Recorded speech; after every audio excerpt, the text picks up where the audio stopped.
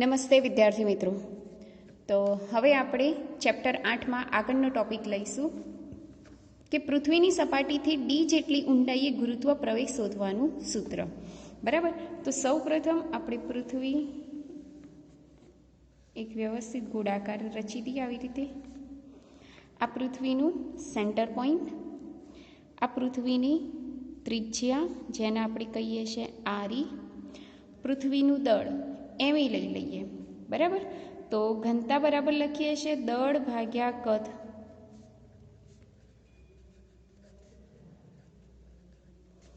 બરાબર. તો દળ બરાબર શું થાય? ઘનતા ગુણ્યા કદ થાય. બરાબર. હવે જો આગળ દળ એટલે આખા પૃથ્વીનું દળ લઈ લઈએ તો એમી, ઘનતા એટલે રો અને કદ એટલે ગોળાનું કદ આપણે લખીએ છીએ 4/3 પાઈ આર ઈનો ઘન. આ સમીકરણ નંબર 1. આટલે સુધી તો ખ્યાલ આવી ગયો.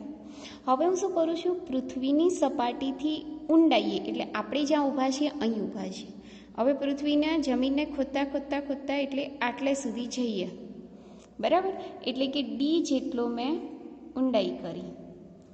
તો આટલેથી આટલે સુધીનું અંતર કેટલું થયું? જેને આપણે આર કહી દઈએ. તો આર બરાબર શું લખાય? RE minus D. શું લખાય? આરઈ માઇનસ ડી લખાય, કારણ કે આખું આરઈ એમાંથી ડી બાદ કરી દઉં તો વધ્યું શું? આર. એટલે આર બરાબર શું લખાય? RE minus D. હવે આ સ્મોલ આર ત્રિજ્યાનો એક કાલ્પનિક ઘોડો રચીએ આવી રીતના. બરાબર. જેનું દળ લઈ લઈએ એમ આર. તો અહીંયા લખીએ છીએ આર ત્રિજ્યાના કાલ્પનિક ગોળાનું દળ જેને આપણે કહી દઈએ છીએ એમ આર. તો એમ આર બરાબર બી ઘનતા ગુણ્યા કદ એટલે રો, અને કદ કેટલું થશે? 4/3 પાઈ આરનો ઘન.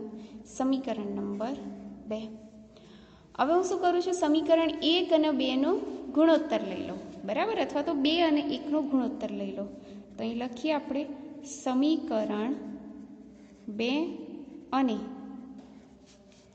1નો ગુણોત્તર લેતા. ચલો 2 અને 1નો ગુણોત્તર લો એટલે 2 પહેલાં લઈશું અને 1 પછી લઈશું. આવી રીતે એમ આર ભાગ્યા એમઈ. રો અને રો કેન્સલ, 4/3 પાઈ કેન્સલ એટલે વધ્યું શું? આરનો ઘન ભાગ્યા આરઈનો ઘન. ખ્યાલ આવી ગયો? અહીંથી એમ આરના આપણે સૂત્રનો કરતા બનાવીએ. તો એમઈ આ બાજુ જાય તો શું થશે? તો એમ આર બરાબર એમઈ ગુણ્યા આરનો ઘન ભાગ્યા આરઈનો ઘન. તો જુઓ લખીએ આપણે અહીંયા એમ આર બરાબર એમઈ ગુણ્યા આરનો ઘન ભાગ્યા આરઈનો ઘન. સમીકરણ નંબર 3. બરાબર. આટલે સુધી આપણને પ્રાપ્ત થયું એમ આરનું સૂત્ર. હવે આ જે એમ આર છે એટલે કે આ જ છે, આ બિંદુએ આપણે સ્મોલ એમ દળનો પદાર્થ મૂકી દઈએ. બરાબર.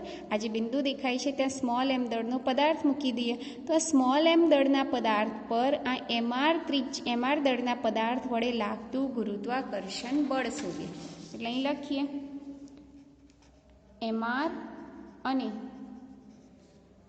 સ્મોલ એમ વચ્ચે લાગતું ગુરુત્વાકર્ષણ બળ જેને આપણે એફ કહી દઈએ છીએ. સૂત્ર થશે જી એમ આર એમ ભાગ્યા આરનો સ્ક્વેર.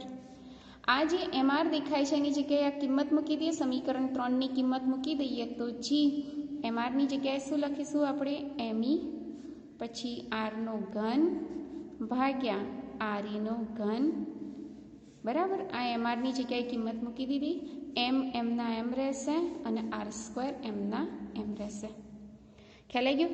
હવે જો ઉપર નીચે આર સ્ક્વેર કેન્સલ થઈ જાય છે એટલે એફ બરાબર શું થાય છે? જી એમઈ આર આ એકલા આર વધશે કારણ કે સ્ક્વેર કેન્સલ, છેદમાં આરઈનો ઘન, અને આ એમ તો એમના એમ, બરાબર. પરંતુ એફ બરાબર તો આપણે શું લખીએ છીએ? mg. આ સમીકરણ 4 અને આ સમીકરણ નંબર 5. ફરીથી સમીકરણ 4 અને 5ને સરખાવતા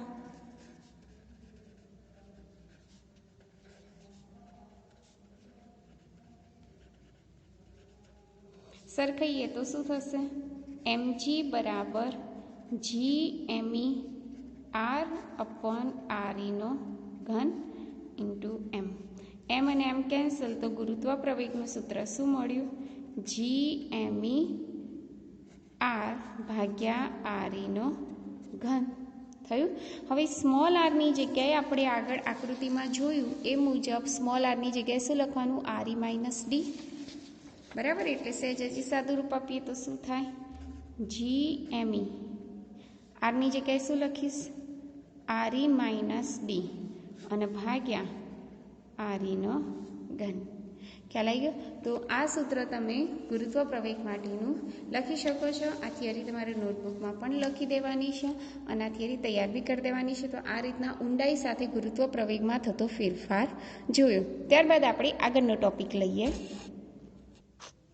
આગળનો ટોપિક લઈએ છીએ આપણે પૃથ્વીની સ્થિતિ ઉર્જા, બરાબર.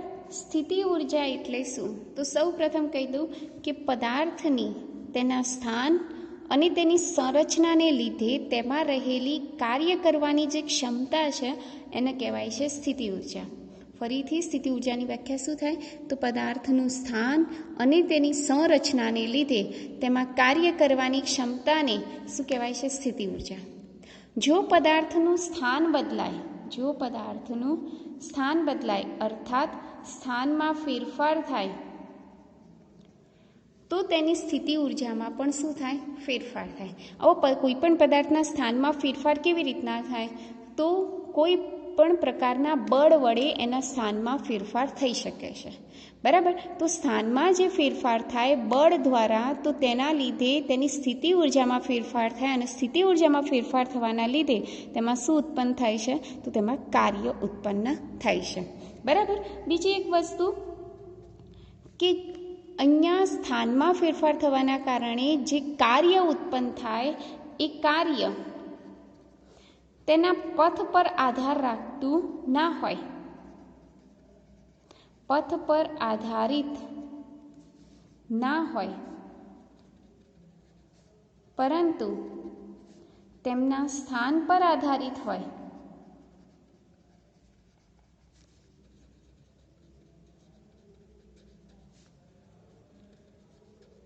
તો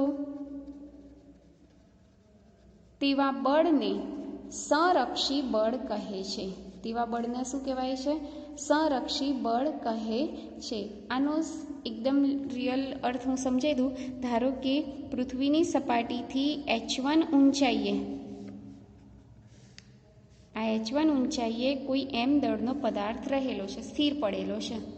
હવે એને ઉઠાઈ અને મારે h2 ઊંચાઈએ રહેલા લઈ જવામાં આવે છે, એટલે અહીંયા, બરાબર. હવે આ પદાર્થને તમે સીધું લઈ જાઓ કે આ રસ્તેથી લઈ જાઓ કે આ રસ્તેથી લઈ જાઓ, તો કાર્યમાં એના પથ પર આધારિત નથી. કાર્યમાં કોઈ ફરક પડશે નહીં. કાર્ય માત્ર શેના ઉપર ડિપેન્ડ કરે છે?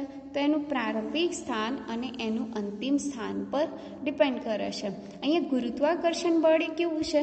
સંરક્ષી બળ છે અને એના કારણે જો પદાર્થના સ્થાનમાં જો ફેરફાર થતા હોય તો એને આપણે સંરક્ષી બળ વડે થતું કાર્ય પણ કહી શકીએ છીએ.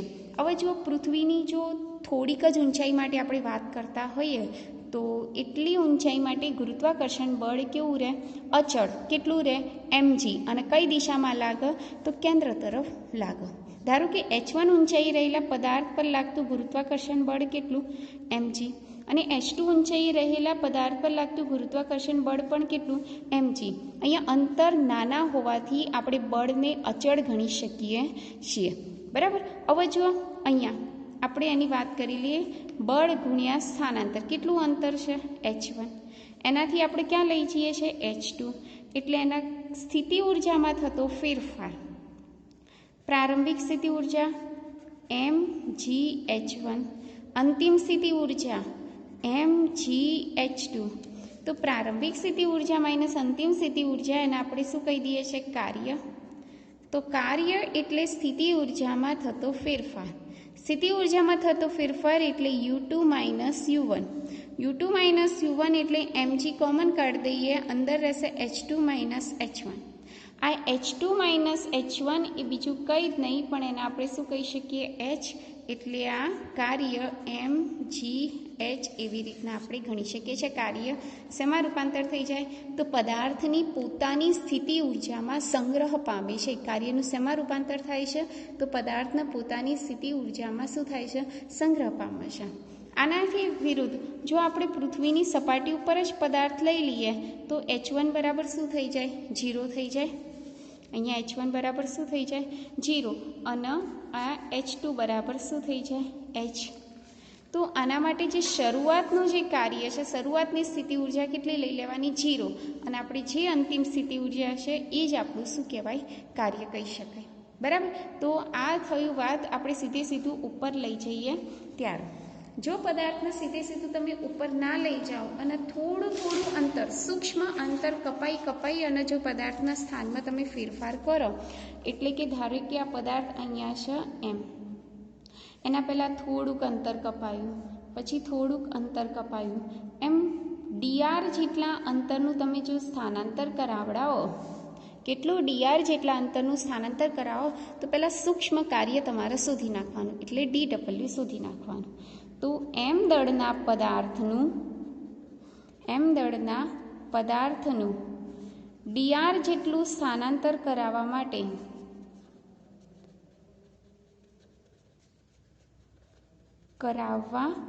માટે કરવું પડતું કાર્ય dw બરાબર શું લખાય? બળ ગુણ્યા સ્થાનાંતર. બળ કેટલું છે? તો અહીં ગુરુત્વાકર્ષણ બળ લઈ શકીએ આપણે GME m/r² ઇન્ટુ dr. હવે કાર્ય શોધવા માટે મારે બંને બાજુ શું લેવું પડે? સંકલન. તો અહીંયા W થઈ જશે, અહીંથી G કોમન નીકળશે, ME કોમન નીકળશે, M કોમન નીકળશે, અંદર શું રહેશે? 1/r² into dr. બરાબર. GMEM એમના એમ રહેશે, 1/r² નું સંકલન માઇનસ 1/r થશે. આપણે R1 થી R2 તરફ લઈ જવાના છે. ચલો હવે સાદું રૂપ આપી દઈએ તો GMEM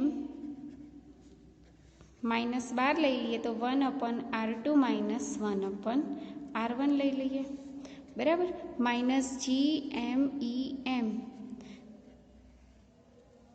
માઇનસ નિશાની અંદર ના આપીને 12 જ રાખીએ તો એવું લખી શકાય કે જો R1 બરાબર આપણે 0 લઈ લઈએ, એટલે કે પદાર્થ પૃથ્વીની સપાટી ઉપર જ હોય તો આપણે R1 બરાબર શું લઈ લઈએ? 0. અને R2 બરાબર શું લઈ લઈએ? R લઈ લઈએ. આવી રીતના લેવલ. તો એ કિંમત મૂકી દો. R2ની જગ્યાએ આપણે R લઈ લઈએ, R1ની જગ્યાએ આપણે R લઈ લઈએ તો આપણને સૂત્ર પ્રાપ્ત થાય છે કાર્યનું W બરાબર -GMEM અપોન, અહીંયા જો 0 લઈ લઈએ તો ચલો W બરાબર -GMEM કૌંસમાં 1/r માઇનસ 1/rની જગ્યાએ 0 મૂકી દે એટલે એ પદ તો આવ જ નહીં, 0 જ લઈ લઈએ. એટલે W બરાબર -GMEM અપોન r. બરાબર. અને આ કાર્ય શેમાં રૂપાંતર થઈ જાય? સ્થિતિ ઉર્જા. એટલે ગુરુત્વાકર્ષણ બળના લીધે પ્રાપ્ત થતી સ્થિતિ ઉર્જાનું સૂત્ર તમે આ લઈ શકો છો. બરાબર. આ વાત કરી સ્થિતિ ઉર્જા. હવે જો વાત કરવી હોય સ્થિતિમાનની, તો સ્થિતિમાનનો સિમ્બોલ આપણે લઈએ છીએ phi. એની વ્યાખ્યા શું છે? એકમ દળના પદાર્થને અનંત અંતરેથી આપેલ બિંદુ સુધી લાવવા માટે કરવું પડતું કાર્ય. બરાબર. એટલે Wની જગ્યાએ કિંમત મૂકી દઈએ, GMEM અપોન r અને ભાગ્યા m થશે. ખ્યાલ આવે? m અને m કેન્સલ એટલે સ્થિતિમાનનું સૂત્ર શું મળશે? -GME upon r. તો આ પ્રકારે આપણે ગુરુત્વીય સ્થિતિ ઉર્જા અને ગુરુત્વીય સ્થિતિમાન વિશે કમ્પ્લીટલી જોઈ લીધું. હવે આપણે નેક્સ્ટ ટોપિક જોઈએ છે નિષ્ક્રમણ ઝડપ. હવે જો ટોપિકનું નામ છે નિષ્ક્રમણ ઝડપ, નવો શબ્દ છે તમારા માટે નિષ્ક્રમણ ઝડપ એટલે શું? તો જો જનરલી આપણે કોઈ પણ પદાર્થ પૃથ્વીના વાતાવરણમાં ઉછાળીએ છીએ તો એ ફરી પાછું ક્યાં આવે છે? પૃથ્વી ઉપર જ આવે છે, બરાબર, આપણા હાથમાં જ આવે છે. વધુ જોરથી સ્પીડ કરીએ તો એ વધુ ઊંચાઈએ જઈને ફરી પાછું ક્યાં આવે છે? આપણા જ હાથમાં આવે છે. તો આપણે કદી એવું વિચાર્યું છે કે આપણે પદાર્થ છોડ્યો હોય અવકાશમાં અને કદી પાછો જ ના આવે તો જ્યારે એવા ઝડપથી આપણે જો પદાર્થને છોડીએ તો એવી ઝડપને શું કહેવાય છે? નિષ્ક્રમણ ઝડપ. તો કેટલી સ્પીડ હોવી જોઈએ જેથી પદાર્થ પૃથ્વીના વાતાવરણમાં પાછો આવે નહીં, એ અવકાશમાં શું કરે? ફર્યા કરે. તો એ ઝડપને આપણે શું કહીએ છીએ? નિષ્ક્રમણ ઝડપ કહીએ છીએ. તો જો હું તમને સમજાવું કે ધારો કે પદાર્થ શરૂઆતમાં ક્યાં પડેલો છે? સપાટી ઉપર, બરાબર. પૃથ્વીનું કેન્દ્ર, આ પૃથ્વીની ત્રિજ્યા અને આ પૃથ્વીનું દળ, જેને આપણે કહી દઈએ એમઈ, અને અહીંયા એ પદાર્થ પડેલો છે સ્મોલ એમ, બરાબર. ધારો કે પૃથ્વીની સપાટી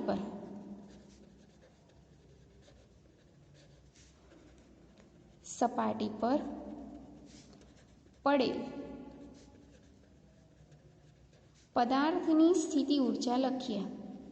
કઈ ઉર્જા લખીએ? સ્થિતિ ઉર્જા. યુ બરાબર અત્યારે જ આપણે જોયું -GMEm/r. સમીકરણ નંબર 1 લઈ લઈએ, બરાબર. હવે અહીંયાથી પદાર્થને આપણે એટલી સ્પીડમાં ફેંકવાનો છે એટલે એને ગતિ કરાવવાની છે, એટલે એની પાસે શું હશે? ગતિ ઉર્જા પણ હશે.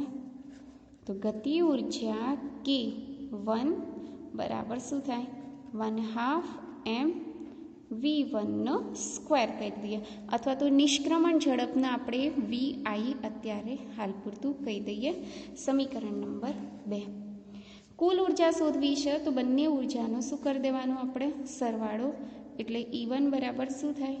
U1 વત્તા K1, એટલે E1 બરાબર 1/2 mvi સ્ક્વેર ઓછા GMEm/re.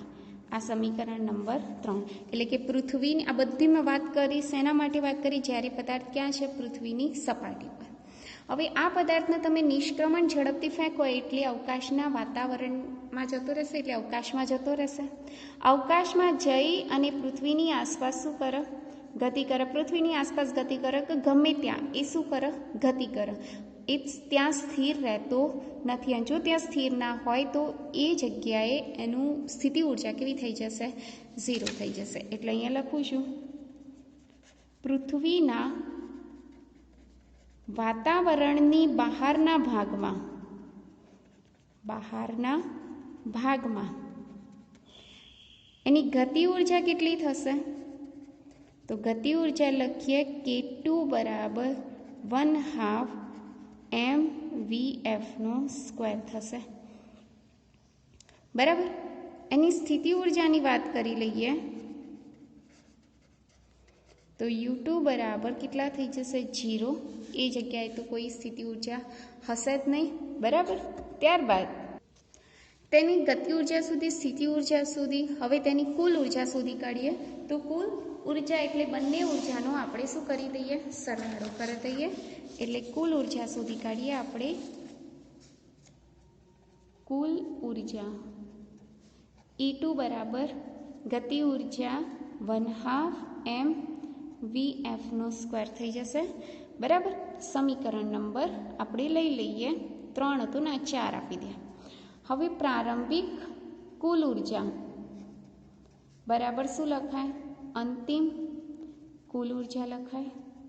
પ્રારંભિક કુલ ઉર્જામાં 1/2 mvi² -GMEm/re. અંતિમ કુલ ઉર્જામાં 1/2 mvf². હવે દેખીતી વસ્તુ છે જે જમણી બાજુમાં છે એ અંતિમ ગતિ ઉર્જા આપણે કેવી છે? અહીંયા ધન છે. એટલે આ જે પદ છે એ પદનું મૂલ્ય બી કેવું હોવું જોઈએ? ધન હોવું જોઈએ. તો 1/2 mvi² -GMEm/re is greater than equal to 0 થવું જોઈએ. આ પદ બરાબરની પેલી બાજુમાં જાય એટલે 1/2 mvi² GME m/r. હવે જો અહીંયા ગ્રેટર ધેન છે, ગ્રેટર ધેન એટલે આનું મૂલ્ય કેવું છે? વધારે. વધારે એટલે આપણે વેગ બને એટલો કેવું લેવું જોઈએ? મિનિમમ. તો જ્યારે વેગનું મૂલ્ય મિનિમમ લઈ લઈએ ત્યારે આ ગ્રેટર ધેન નીકળીને શું થઈ જશે? ઇક્વલ ટુ થઈ જશે. અહીંયા g/m/r થઈ જશે. બંને બાજુ m કેન્સલ, 2 ગુણાકારમાં જશે એટલે v મિનિમમનો સ્ક્વેર બરાબર 2gme/r. તો v મિનિમમ બરાબર શું થશે? વર્ગમૂળમાં 2gme/r. આ v મિનિમમનું આપણને શું મળ્યું? સૂત્ર પ્રાપ્ત થયું. હજી હું આગળ જો ફેરફાર કરું તો ઉપર નીચે આરી અને આરી વડે ભાગાકાર અને ગુણાકાર કરી દો તો v મિનિમમ બરાબર શું થશે? વર્ગમૂળમાં 2gme/r અને ભાગ્યા આરી ઇન્ટુ આરી એટલે શું થશે? આરીનો સ્ક્વેર. હવે દેખીતી વસ્તુ છે કે gme/r² એ તો ગુરુત્વ પ્રવેગ છે એટલે અહીં લખી શકાય 2ge/r. તો આ મળ્યું આપણને નિષ્ક્રમણ ઝડપનું સૂત્ર પ્રાપ્ત થયું. તો આ રીતના નિષ્ક્રમણ ઝડપના સૂત્રની તારવણી આપણે કરી શકીએ છીએ. આજના લેક્ચર પૂરતું આટલું, બાકીનું આપણે નેક્સ્ટ લેક્ચરમાં. ત્યાં સુધી થેન્ક યુ.